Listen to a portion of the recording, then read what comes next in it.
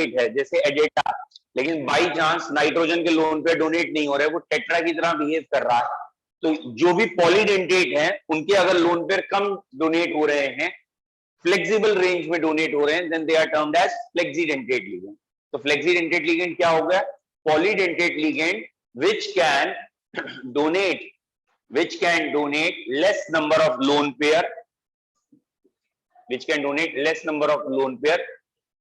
therefore can act as flexidentate ligand.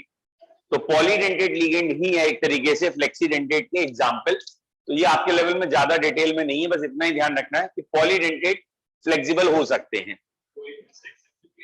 नहीं ऐसा कुछ नहीं है, मतलब फ्लेक्सीडेंटेट का कोई आपको ज्यादा वैसे नहीं जाना, ठीक है। नाउ इसके बाद था classification on the basis of charge. भैया एक कॉमन सेंस की बात है, सेंट्रल मेटल को लिगेंड से लोन पेयर मिलते हैं। लिगेंड सेंट्रल मेटल को, बेटा पीछे से आ जाए, लिगेंड सेंट्रल मेटल को लोन पेयर देते हैं, समझ में आ रहा है? तो अगर इनके पास लोन पेयर ज्यादा होंगे तो ज्यादा लोन पेयर देंगे, और अच्छी बात होगी, है ना। तो अगला क्लासिफिकेशन है बेटा on the basis of charge, ठीक। तो एक कॉमन सेंस की बात करो कि अगर किसी लिगेंड पे नेगेटिव चार्ज है, किसी पे कोई चार्ज नहीं, किसी पे पॉजिटिव, ये क्या चीज डिनोट कर रहा है? एक कॉमन सेंस, फनी लैंग्वेज की बात कर रहे हैं। तो यहां अगर नेगेटिव चार्ज है तो इसके पास बहुत सारे लोन पेयर हैं, यानी नेगेटिव चार्ज का मतलब क्या है? मोर डेंस, इलेक्ट्रॉन ज्यादा है। तो नेगेटिव चार्ज लिगेंड यानी इलेक्ट्रॉन बहुत है, ठीक है। न्यूट्रल लिगेंड, ये चेहरे से खुशी जाहिर नहीं होने दे रहे, लोन पेयर हैं इनके पास लेकिन शो नहीं होने दे रहे, वैसे हैं लेकिन शो ऑफ नहीं कर रहे। ये कौन है? नेगेटिव चार्ज, चिल्ला चिल्ला के बता रहे हैं पैसे, समझ में आ रहा है? मतलब इनकी गाड़ी जो खुलती है और ये अगर कोट वोट अपना झाड़ते हैं तो 2-4 लाख नीचे गिर जाते हैं, तो पता लग रहा है रईस आ रहा है, नहीं? मतलब इनके हाव भाव से पता लग रहा है ये रईस है, ये रईस है लेकिन न्यूट्रल बना हुआ है, क्लियर। जैसे आलमगिरीगंज देखा ना बरेली में, आलमगिरीगंज देखा, सुनार लोग रहते हैं वहां यूजुअली, है तो नहीं कोई तुम में से, बाद में कहो बाबा के लिए ऐसी बात कह दी तुमने। तो यूजुअली वहां आलमगिरीगंज के लोग जो होते हैं ना एकदम न्यूट्रल रहते हैं, मतलब पता नहीं लग सकता ये इतने अमीर होंगे, ये एकदम न्यूट्रल की तरह रहेंगे, बल्कि वो कई बार तो पॉजिटिव चार्ज की तरह होते हैं। मतलब अगर वो आएंगे आपके सामने और आप उनकी चप्पल वप्पल देख लो तो 2 जगह से चप्पल सिली हुई होगी, है नहीं है? और जैसे ही उनसे कहा जाएगा ना पैसे वैसे, तो वो जो अपने फटे कुर्ते के अंदर हाथ डाल के ना एक सोने की बट्टी निकालेंगे, कहेंगे ये लीजिए 10 लाख की है, ठीक है। ये चोरी होने के बाद ही पता लगता है उनके यहाँ इतना पैसा था, ठीक है। फिलहाल नेगेटिव लिगेंड है, न्यूट्रल है और पॉजिटिव। अब हम पहली बात करने जा रहे हैं नेगेटिव लिगेंड की।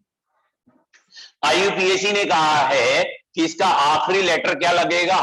ओ, ठीक है। आईयूपीएसी जब भी नाम लिखेंगे तो इसका आखिरी लेटर क्या लगाना है? ओ। समझ में आ रहा है? प्रैक्टिकल क्लियर है? फनी लैंग्वेज में क्या है, ये चीफ मिनिस्टर है, इसने देखा ऐसा प्राणी आ गया, ऐसा लल्लू लाल आया है, बहुत पैसे लेके आया है और चीफ मिनिस्टर को पैसे ही लेने, बड़ा खुश हो गया। और खुश होने के बाद बेटा चेक करो हर शब्द में उसके ओ आ रहा है। आ गए? आओ आओ आओ, बैठो बैठो बैठो, खाओ खाओ खाओ, अरे पानी लाओ, अरे चाय लाओ, हर जगह ओ है। तो इसका मतलब इसके आखिरी शब्द क्या लगाना है आपको? ओ लगाना। Is it clear? अब ये आपको पहले से याद होना चाहिए कि कौन कौन नेगेटिव चार्ज है। एग्जामिनर नहीं बताएगा तुम्हें नेगेटिव चार्ज कौन है, बस आखिरी लेटर ओ लगेगा। बच्चों कुछ नेगेटिव चार्ज में लिख रहा हूं। पहली हेडिंग है नेगेटिव चार्ज लिगेंड्स, इसमें डैश के लिख लीजिए। अब यार ये तो बेवकूफी है लिखना, those ligands which have negative charge, वो कॉमन सेंस की बात है। नेगेटिव चार्ज लिगेंड कौन है? जिसमें नेगेटिव चार्ज है। तो हम क्या लिख रहे हैं? In IUPAC and IUPAC nomenclature, in IUPAC nomenclature their name ends with O, their name ends with letter O। अब बच्चों कुछ पे -1 है, कुछ पे -2 है, कुछ पे -3 भी है। तो आप -1 वाले कुछ ज्यादा हैं उनसे शुरुआत कर रहे हैं। जैसे ये मैंने लिखा OH नेगेटिव, बोलो बेटा क्या कहोगे? ये हाइड्रोक्साइड आयन होता है तो इसे हाइड्रोक्सो कहते हैं। तो आप OH लिखें, -1 लिखें, फिर हाइड्रोक्सो लिखें। समझ में आ रहा? OH के ऊपर -1 मत लिखिएगा, क्योंकि एग्जाम में आपको OH मिलेगा, तो आपको याद आना चाहिए इस पे चार्ज -1 है। हम कोशिश कर रहे हैं पहले -1 वाले ही सारे लिखें, यूनिडेंटेट। चलिए, इसके बाद ClBrI कोई भी आ जाए बेटा, इसको क्या कहना है आपने? जैसे ये क्लोराइडो है, तो मैं जगह नहीं भर रहा हूं, ब्रोमाइडो, आयोडाइडो हो सकता है, ठीक है? लिखते चलो साथ साथ में। ये लिखा है NH2, बोलो भैया, सभी को मालूम है NH2 कौन सा आयन है? अमाइड है, तो फिर इसे अमाइडो कहेंगे, ठीक है? अगर आखिरी में AIDE हटा के O लगाते तो अमो वर्ड अजीब सा लगता है, अमो, इससे अच्छा अमाइडो ही लिख लेते हैं, ठीक है? डन। और -1 में सोचिए बेटा, NO3 नेगेटिव, NO3 पे -1 चार्ज होता है, वैसे रेयरली आएगा, नहीं आएगा, लेकिन फिर भी अगर आता है तो ये क्या कहलाएगा? Nitrate O। नाइट्रेट होता है ना NO3, इसलिए नाइट्रेट O। और यही अगर NO2 आएगा तो भी -1 है, बोलो भैया क्या आएगा? Nitrite O। अब नाइट्राइटो के आगे मैंने जो लिखा है उसमें N आता है, और अगर मैं इसे ONO लिखूंगा तो ये आएगा नाइट्राइटो O। बोलो बच्चों क्लियर है? एक नाइट्राइटो N था, एक नाइट्राइटो O। कोई दिक्कत? ये सारे मिटा दूं? अरे यार जगह होगी तभी तो आगे लिखूंगा ना, तो इसे इन्हें तो मिटाना ही पड़ेगा। चलिए नेक्स्ट, लिख लिया? अरे वेरी गुड, अपने आप लिख लो। इसके बाद CN नेगेटिव, क्योंकि हमें सोच के लिखना है पहले -1, तो अभी -1 सोच के लिखना है, इसलिए CN, यहां पे -1, NC -1, CNS -1, NCS -1, ये चारों कल लिखे हुए हैं आपके पास, जल्दी लिख लो, दोबारा रिपीट जितना करो उतना अच्छा रहेगा। पहला है cyano C, cyano N, N cyano, C cyano भी लोग इसे कहते हैं, कुछ लोग इस C को पहले भी लिख देते, चलेगा। ये क्या था? थायो साइनेटो C, और ये थायो साइनेटो N, ये थायो साइनेटो N, ठीक है? चलो N3 नेगेटिव, बताओ बेटा, ये आएगा नहीं वैसे इतना टफ, फिर भी N3 नेगेटिव, अरे वेरी गुड। इसको एजाइड कहते थे, तो एजाइडो हो गया, ये आपने आप पहले पढ़ा है अगर याद हो, ठीक है? हाँ, P ब्लॉक में नाइट्रोजन की मेथड ऑफ प्रिपरेशन में, वेरी गुड, प्योर नाइट्रोजन बनती है बेरियम नाइट्रेट के थर्मल डिकम्पोजिशन से, तो ये एजाइड आयन था, एजाइडो हो गया। बोलो क्लियर है? -1 यहां तक क्लियर है बेटा? और जरा सोचना कोई नेगेटिव आयंस जल्दी से, जैसे OH नेगेटिव था, CN था, और जरा -1 के जरा जल्दी से सोचिए, ठीक है? जल्दी बोलो। ठीक है, O2 माइनस होता है लेकिन रेयरली आता है, इतना डीप नहीं जा रहा मैं। एक ये भी होता है O2 -1, O2 -1 कहलाता है पर ऑक्सो, लेकिन यार इतना आएगा नहीं मुझे मालूम है, पर ऑक्सो। O2 माइनस, सॉरी गलत हो गया, O2 -1 नहीं, O2 पे -2 होता है, अगर O2 पे -1 है तो सॉरी, ये हो गया सुपर ऑक्साइड, तो सुपर ऑक्सो। अगर O2 पे -1 चार्ज है तो सुपर ऑक्साइड आयन होता है, तो सुपर ऑक्सो होता है, ठीक है? चलिए -1 में इतने ध्यान आ रहे हैं, आप 4-5 लाइन छोड़ दीजिएगा, क्योंकि एक भी कोई नया क्रैक करेगा तो उसके साथ के 3-4 और क्रैक करेंगे, फिर तो 2-3 लाइनें छोड़ दीजिएगा -1 की, और जैसे ही हमें बुक के क्वेश्चंस करेंगे ना, तो उसमें जो भी -1 वाले और नाम दिखेंगे वो लिख लेंगे। अब हम -2 पे चल रहे हैं मूव, ऑब्वियसली सबसे ज्यादा दिमाग में -2 पे ये आएगा CO3, जो कौन है? कार्बोनेट है, तो कार्बोनेटो लिखेंगे। C2O4 है, ऑक्सलेट है, तो ऑक्सलेटो लिखेंगे। SO4 -2 सल्फेट है, तो सल्फेटो लिखेंगे। SO3 -2 ये सल्फाइट है, तो सल्फाइटो लिखेंगे। S2O3 -2 ये थायोसल्फेट होता है, तो थायोसल्फेटो लिखेंगे।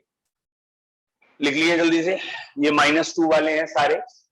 कार्बोनेटो, मेन यही है, कार्बोनेटो, ऑक्सलेटो एंड सल्फेटो, मेन शुरू के तीन ही है, इसके आगे तो फिर हम वही है ना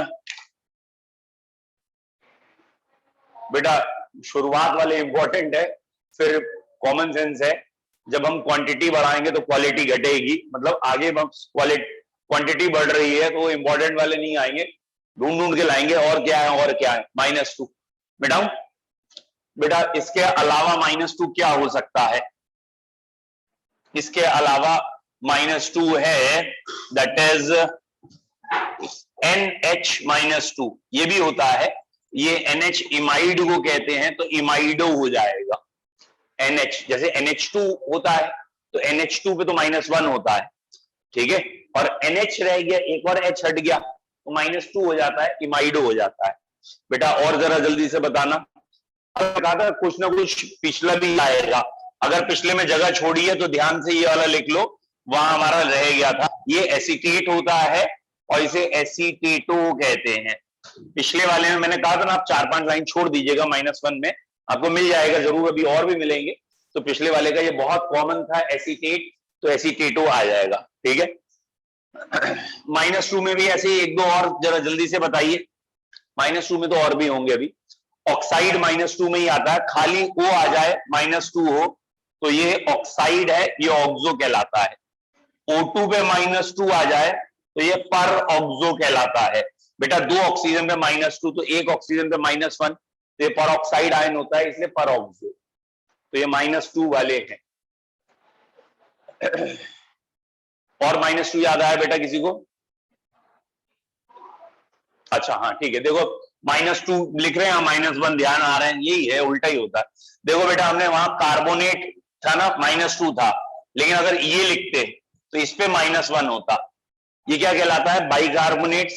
लेकिन इसको ना जब हम टेक्निकल लिखने की कोशिश करते हैं तो इसे हम हाइड्रोजन कार्बोनेट लिख देते हैं, बाइकार्बोनेट भी चलेगा, हाइड्रोजन कार्बोनेट ज्यादा अच्छा नाम है इसका, ठीक है। अगर HCO3 लिखता है तो -1 होगा और ये हाइड्रोजन कार्बोनेट कहलाएगा, बाइकार्बोनेट नहीं कहलाएगा, ठीक है।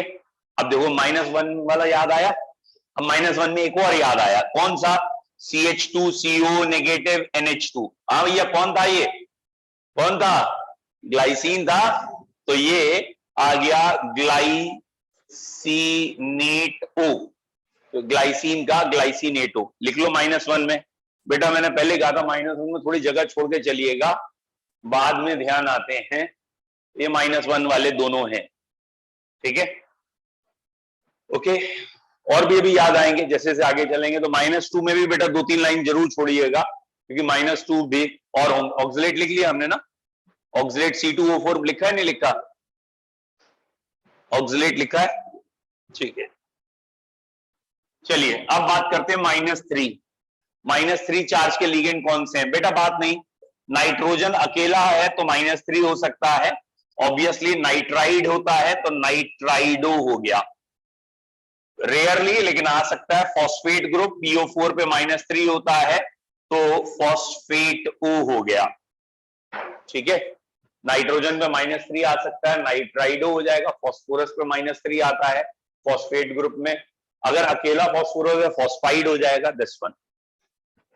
तो भैया ये सारे नेगेटिव लिगेंड हैं, और बस ये ध्यान रखिएगा एग्जाम में ऐसे लिख के आएंगे, तुम्हें खुद पहचानना होगा ये है क्या, ठीक है। मिटाओ, अब बात करते हैं neutral ligand. Obviously those ligand which are chargeless are termed as neutral. तो अगला है आपके लिए न्यूट्रल लिगेंड्स, बेटा बात नहीं करो आपस में, neutral ligands which are chargeless, बेटा इसमें लिखेंगे they are named as such, इनका जो नाम है वो लिखते हैं named as such, except 4, 4 neutral का हमने नाम बिगड़ा है, बदला है, बाकी का जो नाम है वही लिखते हैं, they are named as such except 4। देखो भैया यहां पे H2O आ जाए तो वाटर नहीं लिखना है, एक्वा लिखना है, अगर यहां CO आ जाए तो आपको कार्बोनिल लिखना है, ना कि कार्बन ऑक्साइड या कार्बन मोनोऑक्साइड। NO आ जाए तो नाइट्रोसिल लिखना है, ना कि नाइट्रोजन ऑक्साइड या नाइट्रिक ऑक्साइड, और ऐसे ही अमोनिया आ जाए तो आपको अमाइन लिखना है, और इसमें डबल एम है, ये भी याद रखना है, ठीक है, सिंगल एम नहीं है, सिंगल एम अमीन हो जाता है और डबल एम आएगा तो अमाइन। ये आईआईटी में आ चुका है एक बारी, 4 ऑप्शन में 2 ऑप्शन एकदम एक जैसे थे, तब ये था कि आईआईटी एक जैसे ऑप्शन कैसे देगा, गलतियां कम होती हैं, तो जब बहुत ध्यान से पढ़ा तो एक ऑप्शन में डबल एम था, एक में सिंगल एम, डबल एम वाला आंसर सही था, सिंगल एम अमीन बन गया था। फिलहाल क्लियर है ये 4, तो ये चारों न्यूट्रल हैं, चार्जलेस है, इनका नाम बिगाड़ दिया गया, ठीक है। मतलब क्या है, फिर से देखो, सेंट्रल मेटल, उसे लोन पेयर चाहिए, उसकी कैबिनेट जो बनी हुई है, इस कैबिनेट में यहाँ चीफ मिनिस्टर बैठा है, ये लल्लू लाल आएंगे और ये इसे लोन पेयर देंगे। Is it clear? तो कोई नेगेटिव चार्ज आया तो ये तो चीफ मिनिस्टर खिल गुलाबी हो गया, ठीक है, आ गए नेगेटिव चार्ज, आओ भगत शुरू हो गई, ओ ओ ओ। Is it clear? कोई न्यूट्रल है, अच्छे में ना बुरे में, न्यूट्रल है तो एज सच, लेकिन 2-4 को वो अपनी तरीके से समझा रहा है, सुधर जाओ, है ना, जैसे वाटर को वाटर ना कह के कह रहा है एक्वा, समझ में आ रहा? सीओ को क्या कह रहा है?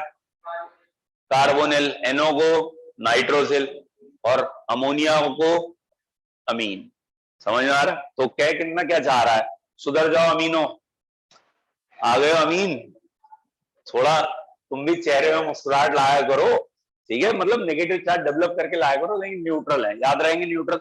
अब इसके अलावा भी बहुत सारे न्यूट्रल हैं, थोड़ा कॉमन सेंस लगाना होगा, अब आपको इसके अलावा कॉमन सेंस लगाना है। अब जैसे यहाँ पे ध्यान से देखो, एग्जामिनर तो H2O लिख देगा, तुम्हें पता होना चाहिए H2O is a neutral molecule, उसमें ऑक्सीजन पे -2 है, हाइड्रोजन पे +2 है, इसलिए न्यूट्रल है, समझ में आ रहा है?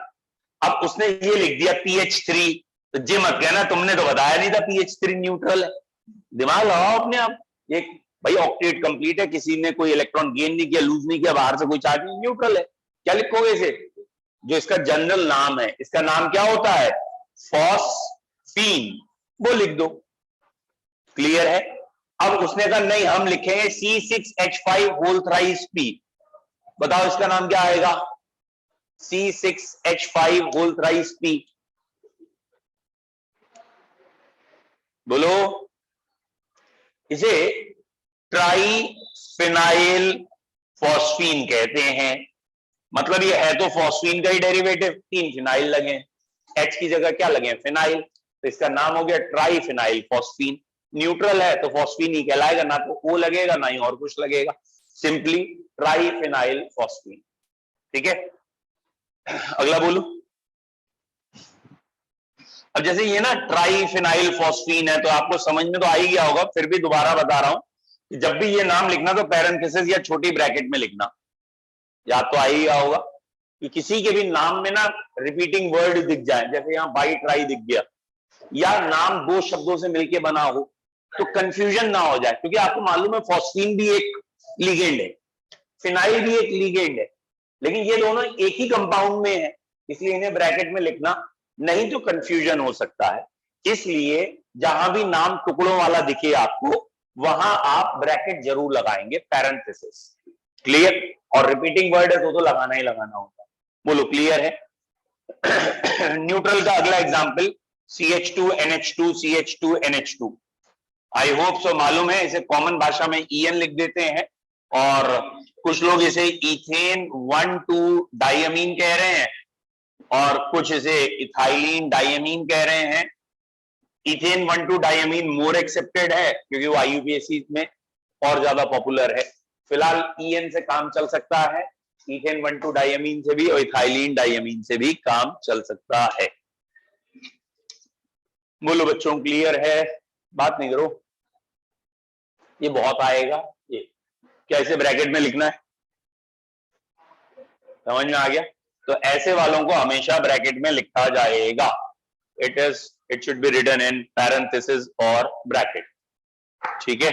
इथेन 1,2 डायमीन और ethylene diamine written in bracket. और कोई न्यूट्रल सोचो जरा, मैं चाहूंगा एक आधा आप अपने आप भी सोचो।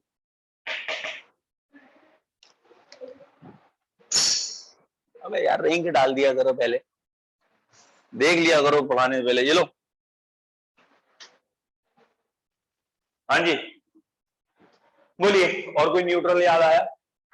अरे खाली CH3 लिखा है, CH3NH2 लिखा है, ये आ गया CH3NH2, क्या कहेंगे इसे?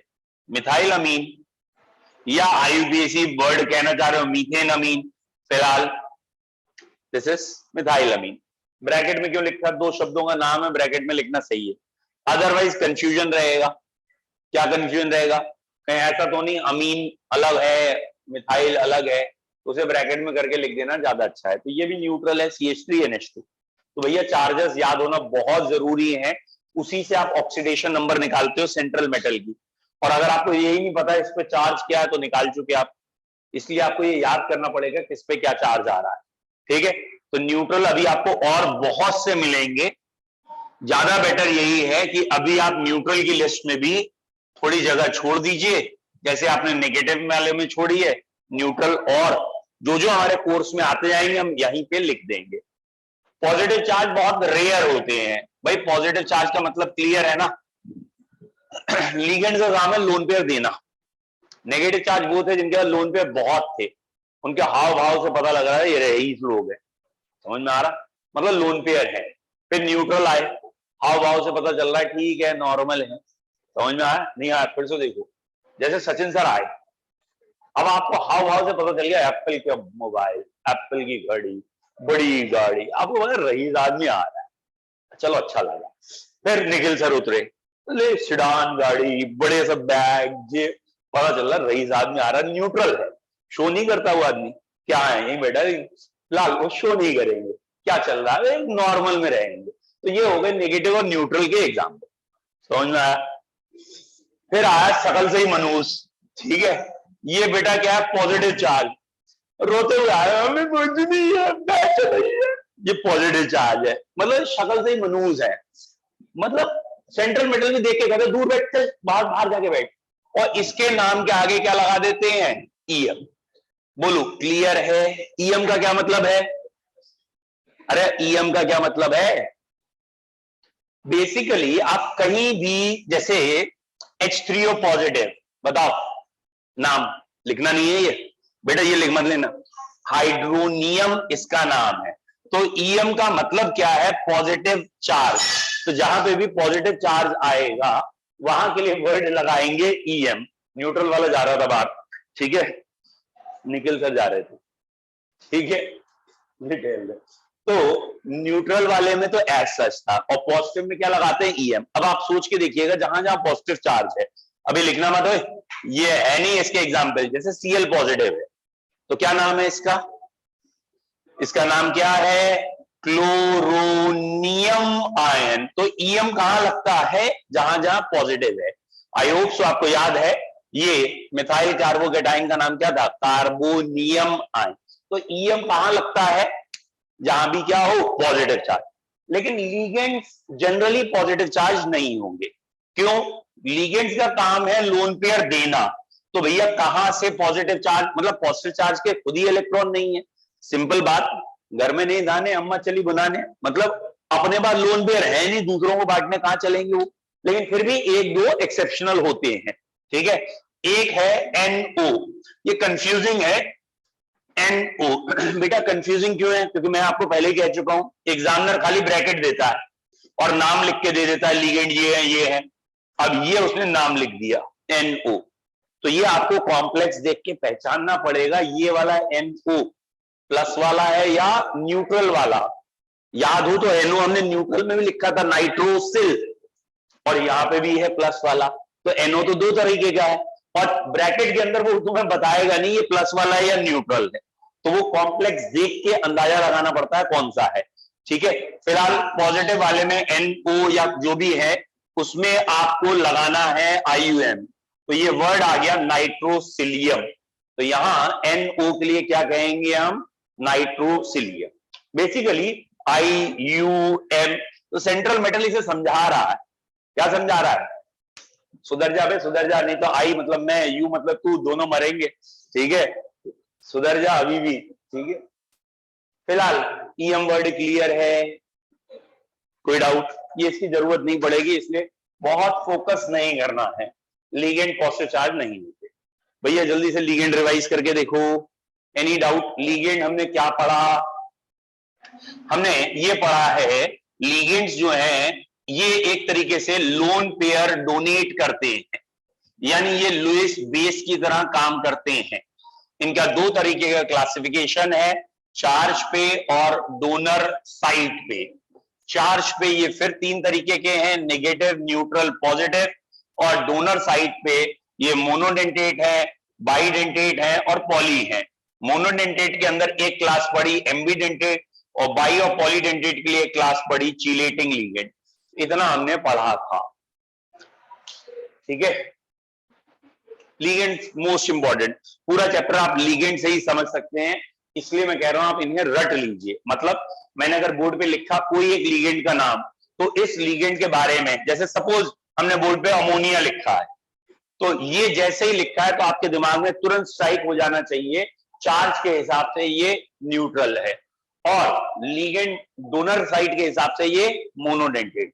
जब तक आप किसी भी लिगेंड को देखते ही ये दो बातें नहीं बता पाएंगे, चैप्टर आगे आपसे नहीं होगा, आपको चैप्टर टफ लगेगा। और जो बच्चे को ये समझ में आ गया कि लिगेंड ऐसा है, अब मतलब अगला स्टेप या क्वेश्चन अनवाइंड हो ही गए होगा, वो क्वेश्चन कर लेगा जैसा भी क्वेश्चन हो चैप्टर का। तो आपको ये ध्यान रखना है लिगेंड का क्लासिफिकेशन क्या है। डन? पढ़ लिया, रिवाइज कर लिया? चलिए अगली हेडिंग लिखें, सेंट्रल मेटल। सेंट्रल मेटल, बोलो बच्चों सेंट्रल मेटल क्लियर है?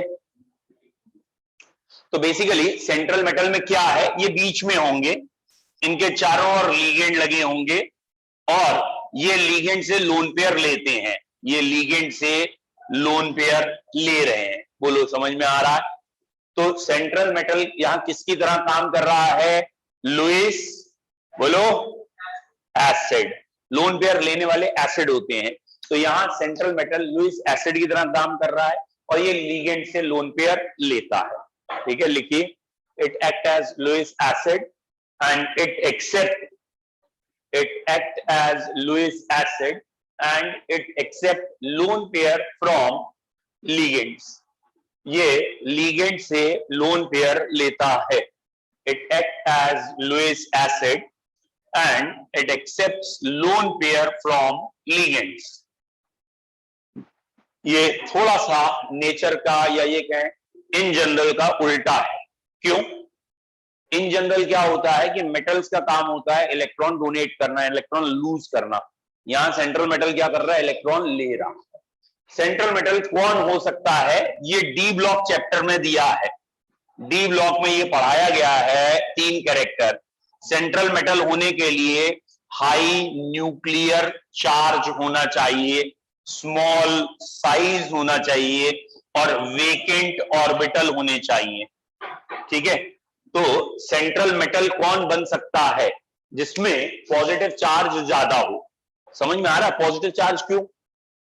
अरे लोन पेयर छीन लाने अपने पास, लोन पेयर छीनने हैं, तो लोन पेयर कब छीन पाएंगे? जब अपने पास चार्ज ज्यादा हो। चार्ज ज्यादा और साइज भी बड़ा है तो भी इलेक्ट्रॉन नहीं आएंगे, क्योंकि ये सिर्फ चार्ज का है, इफेक्टिव न्यूक्लियर चार्ज नहीं का। तो कितना चार्ज बाहर जाता है वो इफेक्टिव होता है। तो स्मॉल साइज होगा तो इफेक्टिव न्यूक्लियर चार्ज ज्यादा होगा, तो साइज में छोटे हो, न्यूक्लियर चार्ज में ज्यादा हो, और जो लोन पेयर आए वो कहीं रहेंगे भी तो लोन पेयर कहां रुकेंगे? पेयर ऑर्बिटल में ही रुकता है। तो वेकेंट यानी खाली ऑर्बिटल हो, उस पे भी इलेक्ट्रॉन आ जाए। तो सेंट्रल मेटल होने के लिए ये 3 कैटेगरी होनी चाहिए, क्वालिटीज होनी चाहिए। भाई सिंपल भाषा में कोई मुख्यमंत्री है और दूसरों से पैसा ले रहा, तो उसकी क्या क्वालिटी होनी चाहिए? कॉमन सेंस है, पैसा छुपा के रख भी ले, ऐसा ना हो ना कि पैसा लिया और लेके रोडों पे घूम रहा है मीडिया में, है ये भी नहीं होना चाहिए। Small size and high charge, इतना डर भी तो बनाए कि ये मंत्री लोग पैसा लाके दे दें। तो इतना डर बनाने के लिए स्मॉल साइज एंड हाई क्या चाहिए? Charge, this one. और ये वाली कैटेगरी के लिए बेटा, ये वाली कैटेगरी के लिए ये एलिमेंट बेस्ट है। पीरियोडिक टेबल के कौन से element? D block. D block का साइज एस ब्लॉक से छोटा होता है, डी ब्लॉक में प्रोटॉन एस ब्लॉक से ज्यादा होते हैं, और डी ब्लॉक में वेकेंट ऑर्बिटल भी बहुत होते हैं। इसलिए डी ब्लॉक वाले एलिमेंट फ्रीक्वेंटली कॉम्प्लेक्स बना लेते हैं आसानी से। ये नहीं कह रहा एस ब्लॉक वाले बनाते नहीं है, बनाते वो भी है, लेकिन वो मुश्किल से बनाते हैं। अब एस ब्लॉक में लिथियम ज्यादा कॉम्प्लेक्स बनाएगा या नीचे सीजियम? स्मॉल साइज वाला ही तो बनाएगा, इसलिए लिथियम तो फिर भी कॉम्प्लेक्स बना लेता है, नीचे वाले नहीं बनाते। तो क्वेश्चन है एल्कली मेटल कॉम्प्लेक्स नहीं बनाते क्यों? इस कैटेगरी में नहीं आ रहे इसलिए नहीं बनाते, स्मॉल साइज नहीं है उनका, लार्ज साइज है इसलिए नहीं बना। बोलो क्लियर है? तो डी ब्लॉक वाले अच्छे कॉम्प्लेक्स बनाते हैं, ठीक है। और ये वाला, ये 3 पॉइंट ना डी ब्लॉक में दे रखा है, यहां नहीं दे रखा है इन्होंने, मतलब एनसीईआरटी के कोऑर्डिनेशन चैप्टर में ये चीजें नहीं लिखी हैं, ये डी ब्लॉक में लिखे हैं, लेकिन हमें तो पॉइंट से मतलब है, यहां लिख लेते हैं। लिख लीजिए, character of central metal, characteristic of central metal, क्या कैरेक्टर्स चाहिए हमें सेंट्रल मेटल में? It should have high nuclear charge, small size and vacant orbital, ठीक है। High nuclear charge, small size and vacant orbital.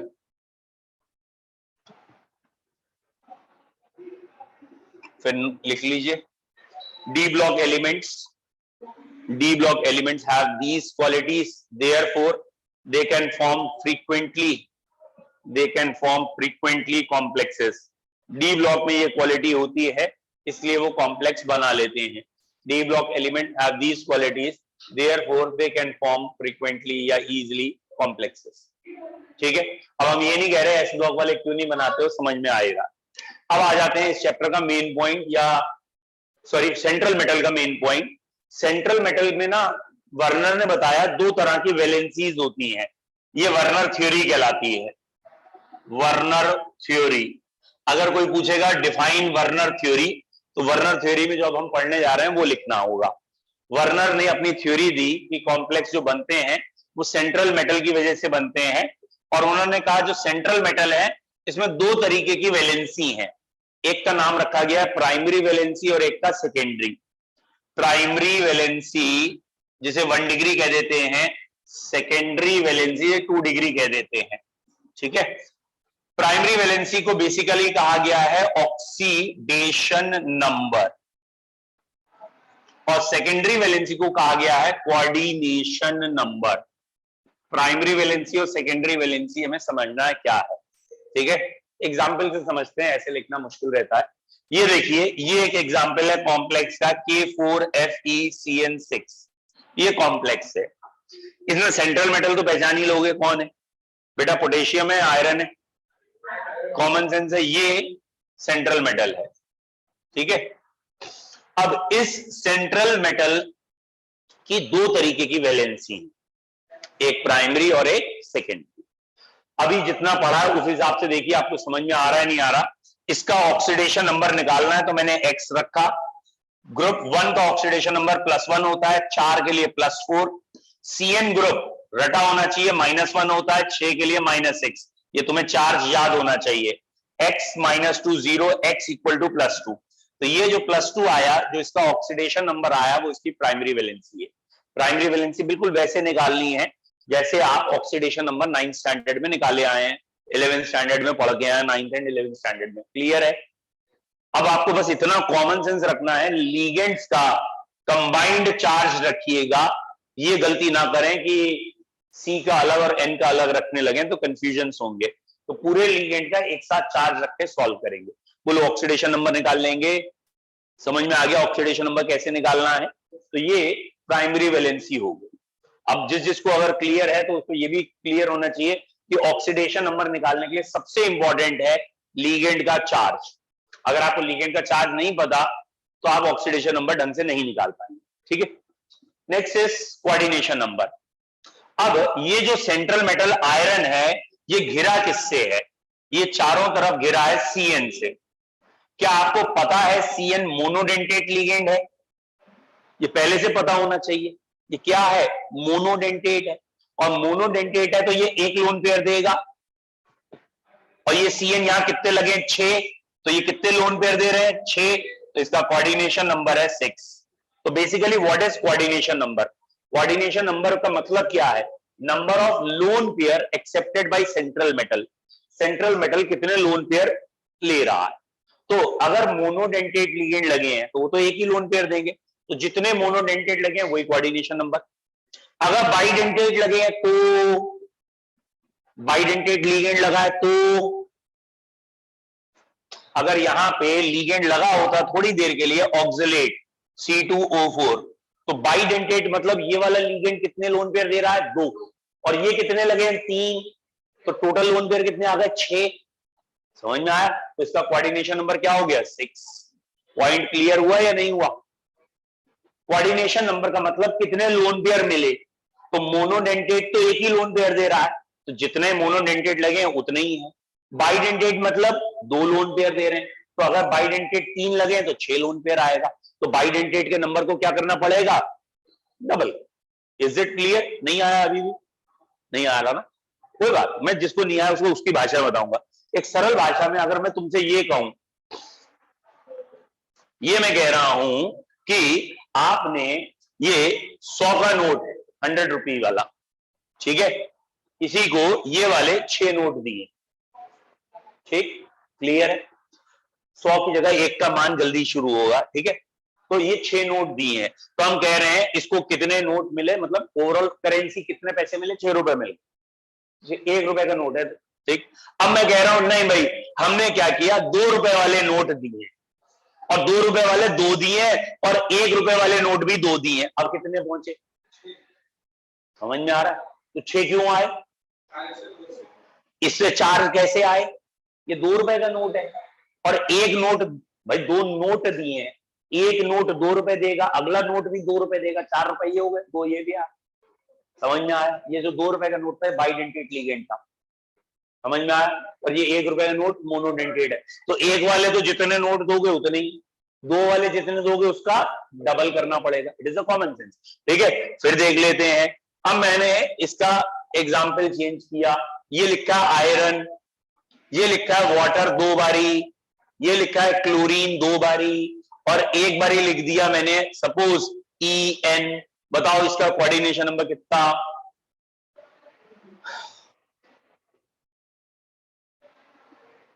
बोलो भैया, कोऑर्डिनेशन नंबर कितना?